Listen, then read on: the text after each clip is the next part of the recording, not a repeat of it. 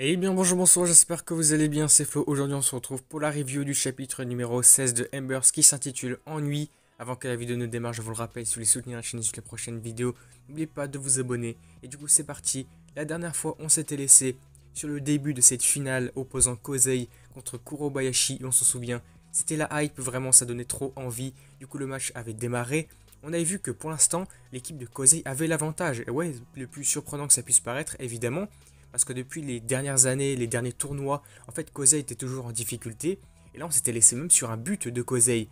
Alors, je ne sais pas si c'est leur premier but de tout le tournoi de toutes les dernières années, mais en tout cas, un but comme ça, c'est vraiment surprenant et c'est complètement fou. Ça marque déjà l'avantage de l'équipe de Kosei face à Kurobayashi. On s'en souvient également, on avait pour l'instant le meilleur joueur de l'équipe, donc Nerima, qui était resté sur le banc de touche. On ne sait pas pourquoi, parce qu'il n'avait pas trop envie de jouer non plus, il était un petit peu ennuyé, je ne sais plus vraiment la raison pourquoi. C'est un peu le genre de joueur qui est un génie sans trop faire d'efforts, sans trop jouer. Il arrive à être hyper fort. Comme ça, il est hyper talentueux finalement. Après avoir vu tout ça, tout ce qui s'était passé, que son équipe a subi un but, a pris un but, donc le premier but potentiellement des dernières années, j'imagine, il s'est dit, bon finalement, je vais revoir ma décision et je vais entrer sur le terrain, je vais venir parce que mon équipe est potentiellement en difficulté. Et du coup, c'est parti. Donc le chapitre va démarrer là-dessus avec l'entrée en scène, la mise en scène du personnage qui est hyper stylé quand même.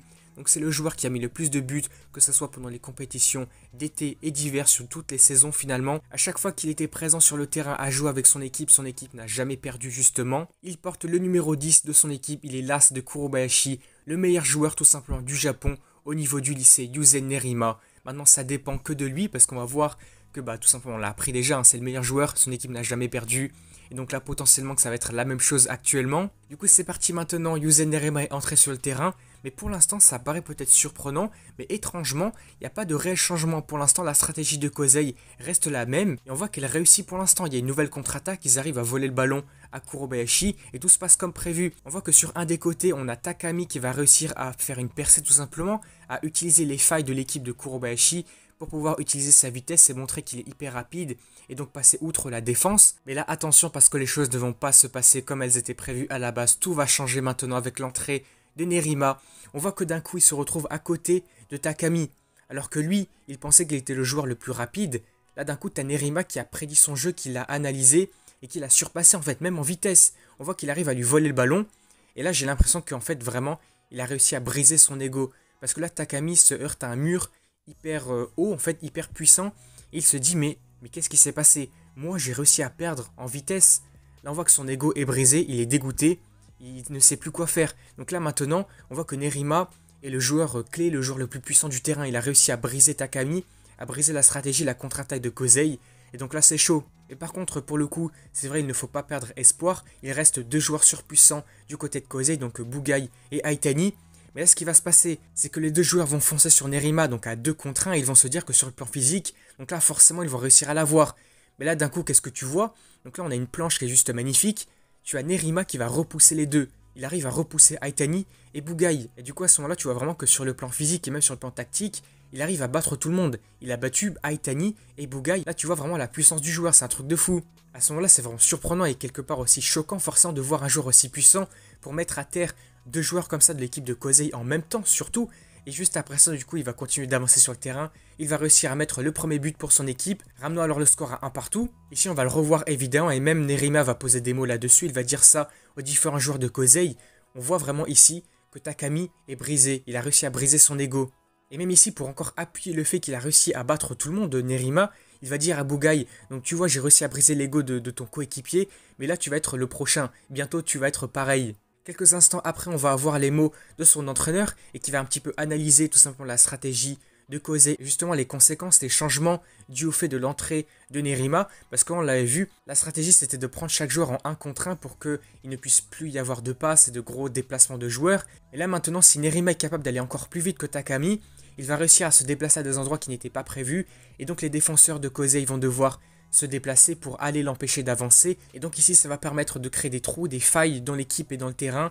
Et donc ça va permettre à Kurobayashi de se déplacer beaucoup plus simplement, de faire des passes et d'avancer directement face au but. Et là, c'est bien ce qui est dit maintenant. Avec l'entrée de Nerima, toutes les stratégies, toutes les armes de Kosei sont brisées. Il a réussi à briser le contre de l'équipe, il a réussi à les battre sur le plan physique, et il a réussi à battre la stratégie qui était de marquer un joueur donc à 1 contre 1. Il a réussi à tout briser. Donc là maintenant on continue, on nous montre la supériorité des joueurs de l'équipe de Kurobayashi, surtout avec Nerima. On voit qu'il va mettre un nouveau but. Là maintenant donc on a l'avantage du score pour Kurobayashi, 2-1. Quelques instants après on aura des petits moments, des petits mots tout simplement sur la coach qui va se dire mais attends, mais là si on continue comme ça, est-ce que l'équipe va retracer le même chemin qu'on a pu avoir du coup sur ces différentes dernières années? Est-ce qu'on va réussir de nouveau à perdre tout simplement? Parce que c'est vrai là, ils ont perdu leur arme offensive, leur arme défensive, leur stratégie. Là l'équipe est complètement brisée. Mais là d'un coup, qu'est-ce qui va se passer sur cette fin de chapitre pour nous laisser là-dessus? Sur potentiellement un cliffhanger, sur une hype pour la semaine prochaine.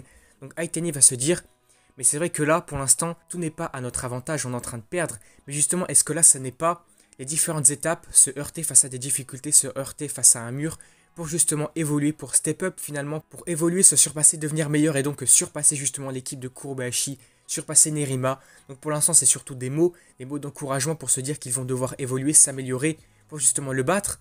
Mais c'est vrai que pour l'instant, comment ils vont faire? On se pose vraiment la question, qu'est-ce qu'ils vont faire? Parce que là Nerima les a battus partout, sur tous les points. Sur le point stratégique, et également sur l'aspect physique, on voit que pour l'instant ils n'ont pas vraiment d'échappatoire, donc il faudra vraiment voir quelle sera la nouvelle stratégie, la résolution à ce problème, à cette difficulté-là. Qu'est-ce qui pourrait se passer pour la suite, la semaine prochaine, dans les prochains chapitres, pour que l'équipe se surpasse et gagne ce match, gagne cette finale pour la première fois. Du coup écoutez, nous on va se laisser là-dessus sur cette review de ce chapitre-là, il aurait été pas mal intéressant, nous montrant évidemment l'entrée en scène de Nerima, sa supériorité évidemment. On nous montre vraiment son potentiel de génie qui avait pu être montré au cours de ces dernières années et maintenant actuellement sur cette finale-là opposant Kosei Kurobayashi. On espère forcément qu'on aura de nouvelles stratégies, de nouveaux points, de nouvelles résolutions pour venir à bout de cette équipe-là et pour gagner pour la première fois. Du coup, n'hésitez pas à me faire part de vos avis dans les commentaires, quelles sont vos théories pour la suite, quelles sont vos attentes. Du coup, si la vidéo vous a plu, n'hésitez pas à liker, à commenter, à partager comme d'habitude. Et puis surtout, n'oubliez pas de vous abonner à la chaîne évidemment pour soutenir et suivre les prochaines vidéos sur Embers. La semaine prochaine du coup pour le chapitre numéro 17. Et du coup, moi je vous dis à la prochaine.